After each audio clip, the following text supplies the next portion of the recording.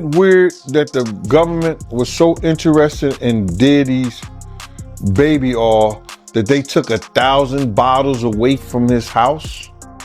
If the government took 1,000 bottles of baby oil and somebody had things what appeared to be baby oil, and then you have to listen to the prosecutor. He said that they seized 1,000 bottles what allegedly to be baby oil. Allegedly to be baby oil. So that's telling people that it wasn't baby oil.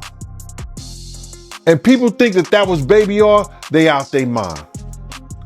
I don't believe it was baby oil. Yo, bro, when they went up in there, they knew what they was gonna find. They knew what was ever in that baby oil or that those bottles that appeared to be baby oil, they knew about that at first.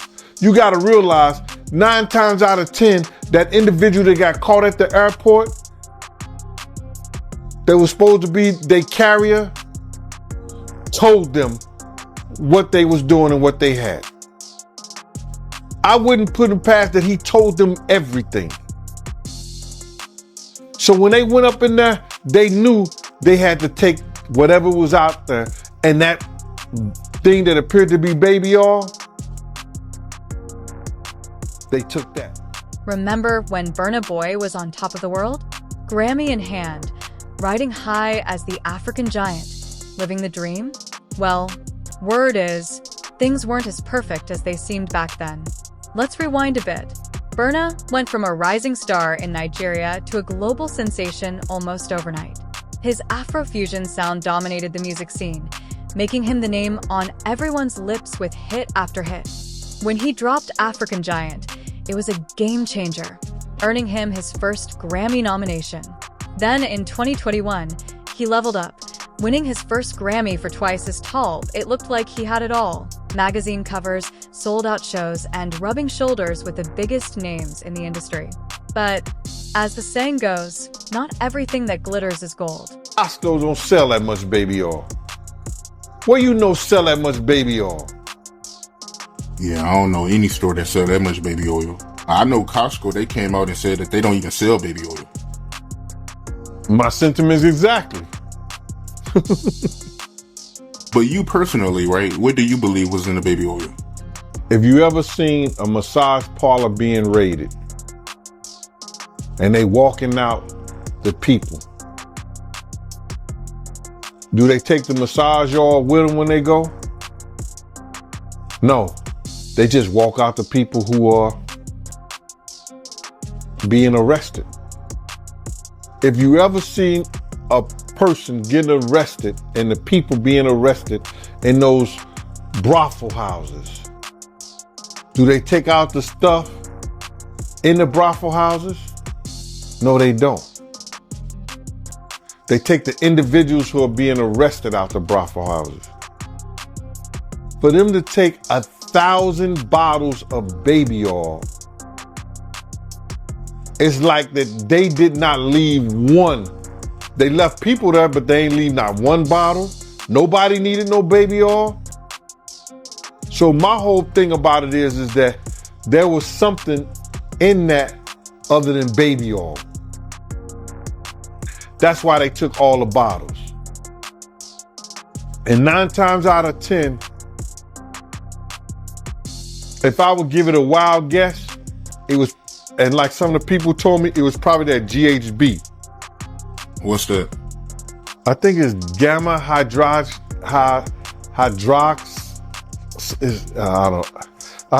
I looked it up, bro. Let me see. See if I can find it. I know this is just showing everything like that, but oh no. Let me. Yo, somebody tap dance or sing or do something. You know what I'm saying? While I'm doing this. Oh, here it go right here. It's gamma hydroxy butyric. What is its effect on the body? It's a euphoria, drowsiness, decreased anxiety, and memory impairment. It works on the nervous system and gives you this feeling of euphoria. So they take that and rub it on her, and you forget who you are, what you're doing. It can also give you memory loss, drowsiness, and that's under the DEA, the Drug Enforcement Administration. So, why did Burna Boy, at the height of his career, seem so unhappy? The clues started with cryptic social media posts, hinting at feeling trapped. Then came Diddy. At first, it looked like a dream team. Diddy bringing his industry clout and Burna reigning over Afrobeats. But it didn't take long for the cracks to show. Burna began alluding to creative clashes and feeling like he was losing control of his music. What started as a promising partnership quickly spiraled into a nightmare. But Jocelyn rough. Them shoulders is. And the way she like running up on, I already know she done strapped up on you. Ooh. Ooh. So, Jack, let me ask you. There's some of the shocking things I hear that mean with a harness. Oh. Okay, not a harness. Yeah. So I gotta ask you this. I'm sure somebody's already asked you this, but have you ever been to a P. Diddy party? Yeah, several, many, honestly. And so, can you take us through like what goes on, like when you were there? What did I say when y'all asked me about why was the TD Jakes at the Diddy party? Yeah. What'd I say? Money and sex. That's correct. Were you surprised that there were so many cameras in his houses? No. That he's recording these? He is the J. Edgar Hoover of hip hop.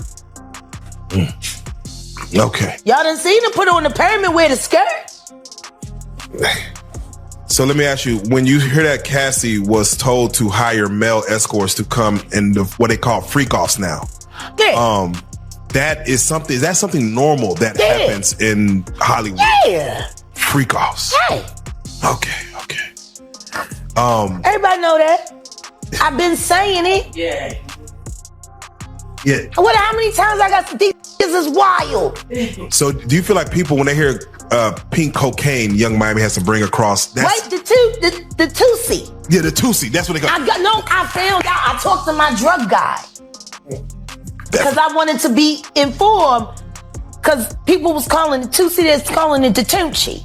I didn't know which one it was, so I talked to my drug guy, and my drug guy filled me in, and then it made perfect sense. Tusi. Talk to him. Drugs with Jaguar. Let's talk. Drugs education. 101.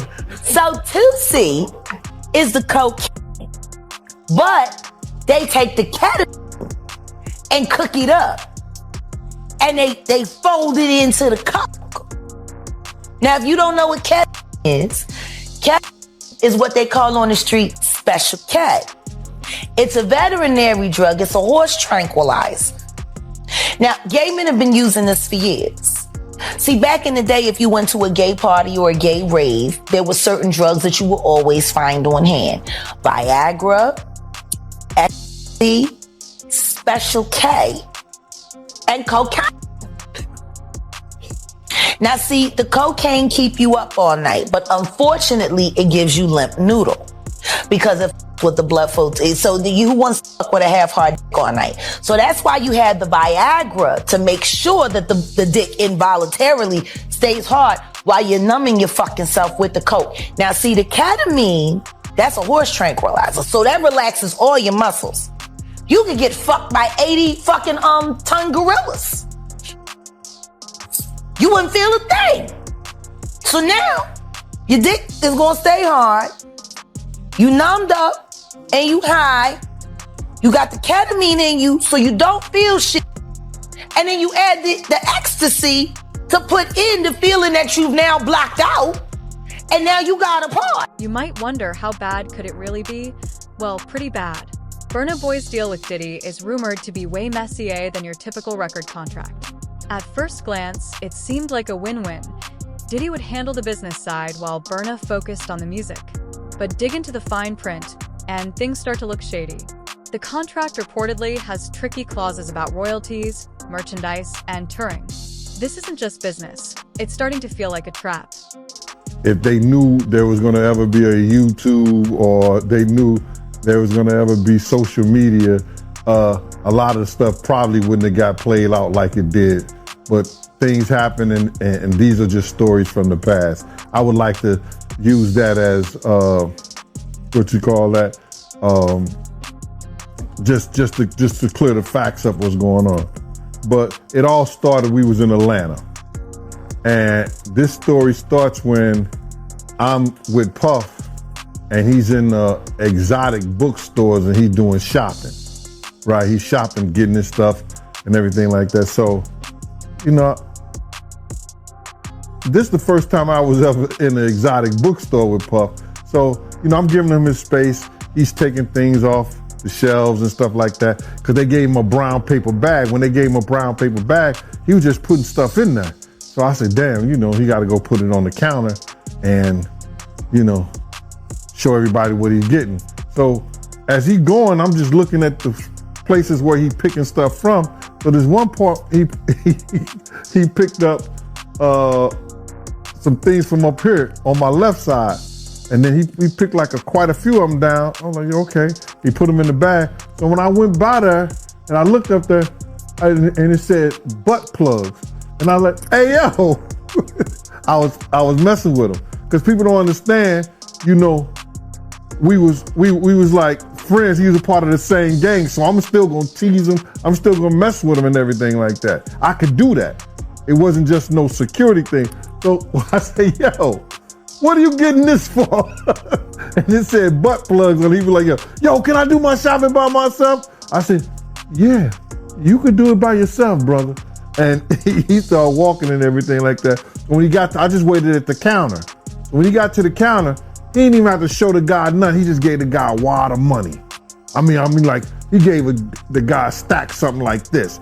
And Puff wasn't the dude that carried no 20s and no 50s and nothing like that. And I mean, like, he just said, boom. And we walked out the store.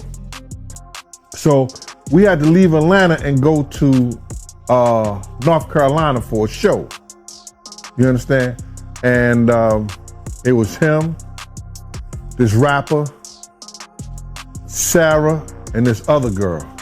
We all got on a G5 jet, and we flew to G4 jet, and we flew to North Carolina. So later on that, I think that afternoon, same day, this rapper and him, they all in the room together. You know, it's Sarah, the girl, Puff, and this dude, this rapper. Burna Boy isn't the first artist to find himself trapped in a bad deal. Remember when Prince wrote "Slave" on his face to protest his contract with Warner Brothers? Or TLC, who sold millions of records but stayed broke because of their unfair terms. And let's be real, this isn't Diddy's first rodeo either. For Burna, the stakes couldn't be higher. His entire career is on the line.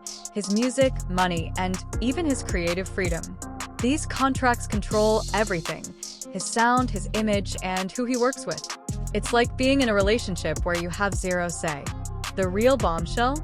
In a leaked interview, Burna suggested that Diddy takes a cut of everything: tours, merch, endorsements. While Diddy rakes in the big bucks, Burna's left fighting for scraps. And stuff like that, like, yeah, so then next thing you know, somebody rang the doorbell. We had the presidential suite where we was at. So I opened the door and the dude said, yo, I'm here for my cousin. I said, who your cousin? And he said, Ja Rule. I said, well, he busy right now. He said, he busy doing what? I said, he with Puff, they're in the room, they busy, they don't want to be bothered. He said, well, I'm going in there. I said, bro, you ain't going in there, because he told me they don't want nobody to be bothering them. And he was like, yo, I don't care, man, I'm going in there.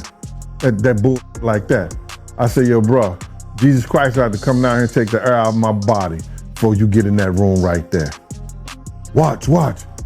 He tried to bum rush me. I grabbed him and threw him against the piano. When I threw him into the piano, Puff and Ja Rule runs out the room. Puff got his towel, Ja grabbing his towel, but they butt the naked.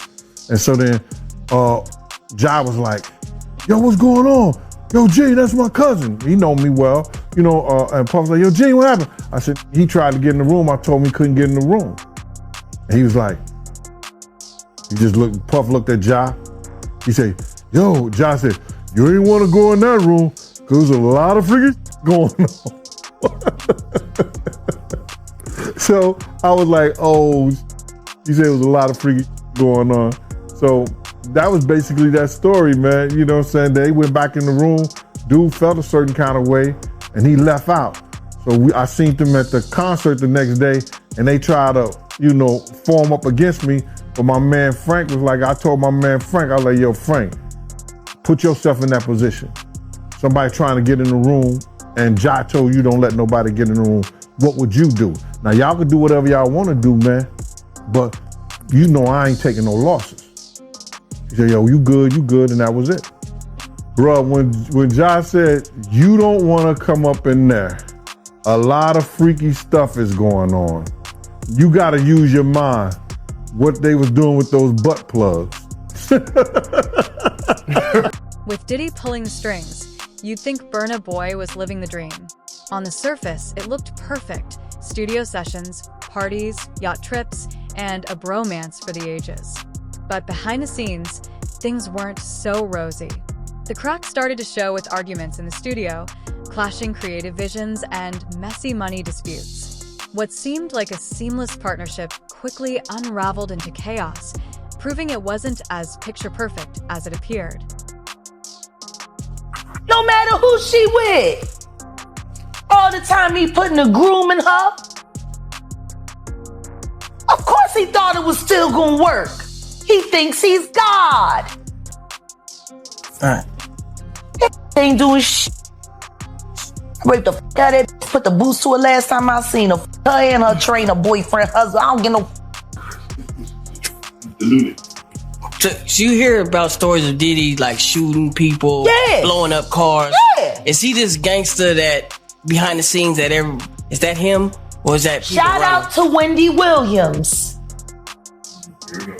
the first woman to uncover the homo thugs. That's what these down low bitches was called when Wendy first started talking about it in the 90s, the homo thug. She talking about Diddy. And then what's the stuff that's happening to Wendy Williams? Do you think this is all connection too? Of course. They've been waiting. He's been waiting. He was waiting for Kim. Remember? He was waiting. The casket was ready. She was literally casket ready. Some people are saying the whole Wendy Williams documentary that she's pretty much allegedly playing this way to keep herself safe from him, from any unaliving. It's been working for Orlando Brown. Why wouldn't it work for Wendy? To play crazy. Why wouldn't it work? Hey, no. Hey. The oosh gosh whoosh wash. Orlando's brilliant. Right. Yeah. Y'all spent time with him. We did. Yeah. He's highly intelligent. Yes. Imagine what it's been like to wear this character for this long. No. I can That he does is a character. Actually, the shit he does online is the best acting he does. Is he speaking truth? Of course he is. You know? We seen Quiet on set. Major pain in his ass. Literally. Since he was a kid. Man. And then eating milk, running the fuck around, talking about expensive pain. Now, In his eyes. wait, this is Philly you're talking about now. Wait a minute, Jack. Fuck me. Wait a minute. He's a fucking Fruit Loop. He Diddy fried. This is Philly. He's a deep fried period. He Diddy fried. He Diddy fried. He the Diddy do I bop. Fuck me. Real rap. You think that audio that they put out was real? Yeah, that was him. Nicki put that out there. That Nicki recorded that at the freak off in the Calabasas. She been waiting to drop that shit on me. Oh, man. She just wasn't going to tell nobody it was Diddy. But now that Diddy out there, why not? So then who's the guy who's claiming he recorded it? Oh, somebody that got paid? Yeah, he said like I was standing somebody outside the that door. got paid. Yeah. Just like it wasn't seminal fluid that Justin Bieber was wiping away from his mouth when he brought his face up from Odell Beckham's groin in a club with Trey Songz on the lookout. The images are there. Diddy's got the connections and Burna Boy's got the talent. But things took a turn when Burna's sound started changing. Suddenly, he felt more like a Diddy replica than the African giant we all admired. As the pressure mounted, Burna found himself losing grip on both his music and his image, while Diddy continued calling the shots. What started as a dream collaboration quickly spiraled into a battle for control, leaving Burna realizing he might have bitten off more than he could chew. They saw what he did to Cassie. With the kicking, the punching. They saw what they did to Cassie. They know did nobody in America like that. So now, these people are represented by a brand. Whether it's something about the music, clothing, movies. They're not gonna come out and speak on nothing that has anything to do with them. And they praying that they not on the tape. Doing crazy stuff, being oiled up in the whole 9 yards. They praying. So until the feds say, hey, yo, listen here. We got you on, hey, buddy, we got you on this tape. And girl looked like she was pretty young. We're not gonna show it, but we need you to come and testify against Brother Love, P. Diddy, Puff Daddy, you know, Sean Combs. That's when they're gonna start talking. And they're not gonna be talking in his favor.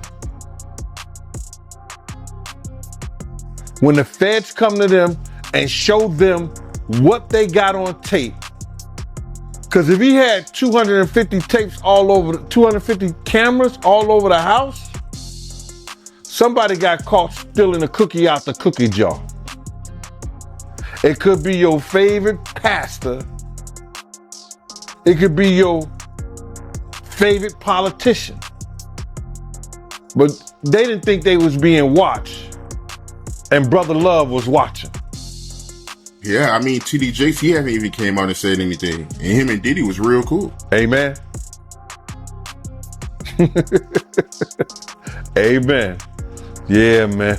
And I know the people in the congregation over there is shaking in their boots because this man then led them probably, allegedly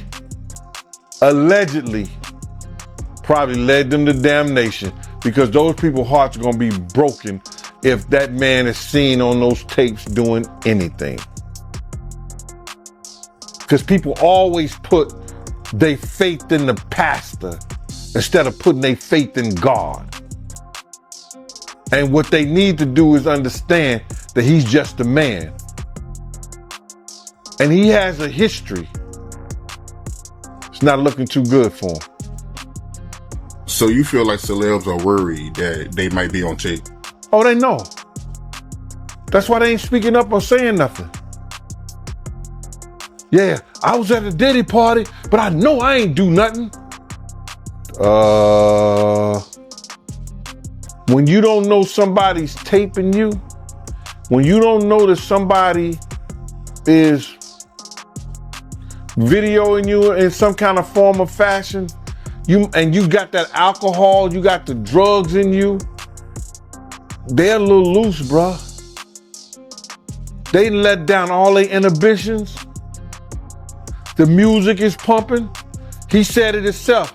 He got it so hot in there that you got to take your clothes off.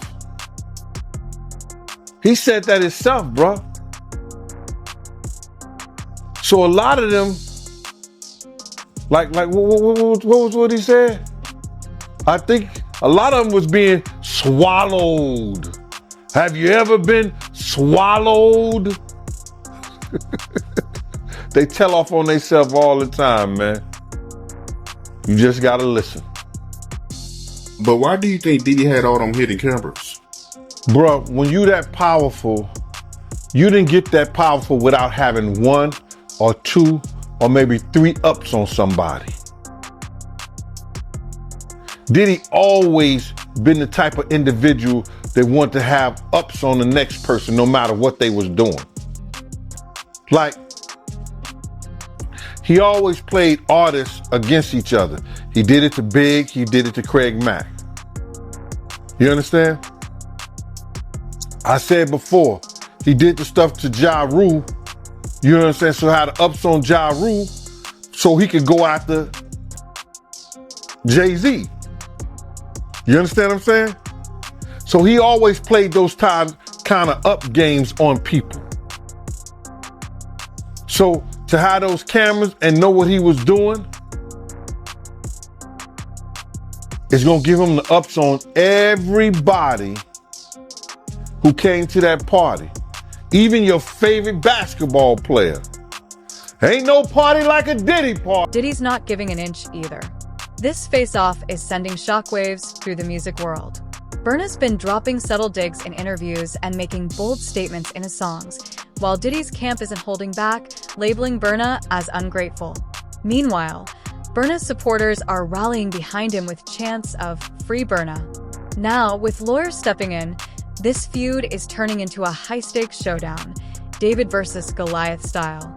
And let's not forget, David walked away with the win in that story, so Burna might just surprise us all. Stay tuned. But yeah, you might be right. You know, it sounds like he had all them hidden cameras to use it against people. I think that was said in the indictment, right? That was said in the indictment. You know, somebody, I think Dawn may have said that. I don't know for sure. And correct me if I'm wrong. He would, even if you didn't want to do something, he would tell the individual, well, I got you on tape doing it before. And the person would feel pressured in having to do something or come and do something at the party or be at the party because he already had them on tape right then and there. But what you think when you do it the second time? He's still gonna have you on tape. Those tapes is the one who's killing, because people don't understand this. Little Rod, he's taping for Diddy in some occasions. When he wrote his indictment up, when he wrote his